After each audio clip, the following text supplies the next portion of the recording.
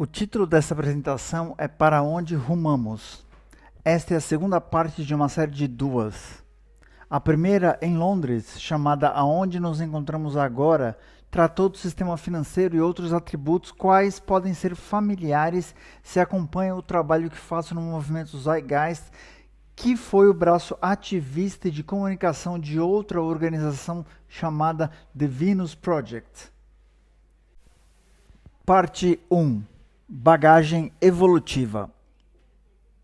Há cerca de 10 mil anos, a espécie humana tropeçou num novo paradigma social, agora referido como Revolução Neolítica. Durante esse tempo, parece termos começado uma transição de sociedades predominantemente igualitárias, compostas de caçadores e coletores, para uma revolução agrícola onde o cultivo deliberado de alimentos substituiu a procura mais passiva de fontes de alimentos e, portanto, permitindo muito mais controle sobre a produção. Simultaneamente, também parece ter havido um grande impulso no avanço do que chamamos hoje tecnologia. As ferramentas de pedra avançaram, algo que acabou definindo a tendência para a Idade do Bronze, que usou o forjamento de cobre, material mais maleável, e assim chegando à Idade do Ferro, o que permitiu mais força e assim por diante. Eu penso que conhecemos todos esses padrões. Desde este período, nós podemos olhar em retrospecto e reconhecer uma taxa de desenvolvimento tecnológico cada vez maior, o que na verdade aparenta ser um aumento exponencial. Esse gráfico aqui, feito por Ray Kurzweil, mostra o aumento exponencial no uso em massa de invenções, especificamente comunicação e tecnologia de computador. Ao lado, outro gráfico mostrando uma história de invenção tecnológica e a incrível taxa de progresso em geral. Penso ser seguro dizer que essa evolução de tecnologia e, portanto, ciência em si, foi e continua a ser o catalisador fundamental de progresso e mudança. É de longe o principal fator que impulsiona o desenvolvimento da civilização humana. É a ciência que guia nosso progresso, não bandeiras, países, governos e religião. Não apenas na facilitação de alcançar fins específicos, mas também na manifestação mais sutil de nossos sistemas de crenças, quadros de referência filosóficos e, essencialmente, como interpretamos o mundo à nossa volta.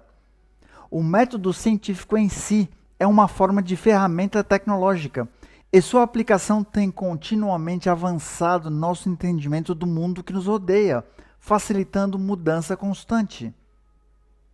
Infelizmente, crenças culturais, crenças tradicionais que todos nós compartilhamos, raramente estão em sintonia com a natureza socialmente progressiva da ciência e tecnologia. Isso é chamado atraso cultural, que decorre de identificação social com valores tradicionais existentes e práticas institucionais estabelecidas. Essas identificações emocionais, e peço desculpas por esse gráfico, mas não resisti. Tais identificações emocionais são uma fonte de conforto a nós. Na verdade, eu tenho uma anedota. Quando vinha do aeroporto, eu vi os Amish. Evidentemente, eles moram por perto e dirigiam suas carroças pela rua. Era noite. E o que eles tinham? Eles tinham luzes elétricas penduradas nos cavalos e charretes. E eu meio que pensei, ei, isso é trapaça. O fato é que é muito difícil qualquer estabelecimento tradicional realmente seguir em frente sem ceder à beleza do avanço de tecnologia e o que ela pode nos proporcionar. Um exemplo clássico desse fenômeno, que estou certo muitos aqui já ouviram, foi quando o físico e astrônomo italiano Galileu Galilei apresentou pela primeira vez provas para a instituição política de sua época e região sobre a Terra girar em torno do Sol. Ele foi recebido com profunda ameaça e oposição pelo estabelecimento político-religioso, pois era muito contrário a seus textos religiosos e, portanto, para as identificações tradicionais. Na verdade, a Inquisição proibiu a reimpressão de obras de Galileu por 76 anos depois da sua morte. A realidade é que estabelecimentos institucionais, que significa instituições de pensamento codificado tradicional, e instituições com influência e poder social, que significa dogmas filosóficos de um lado e corporações e governo do outro, cada um tem alta propensão a se envolver em negação, desonestidade e corrupção para manter a autopreservação e autoperpetuação.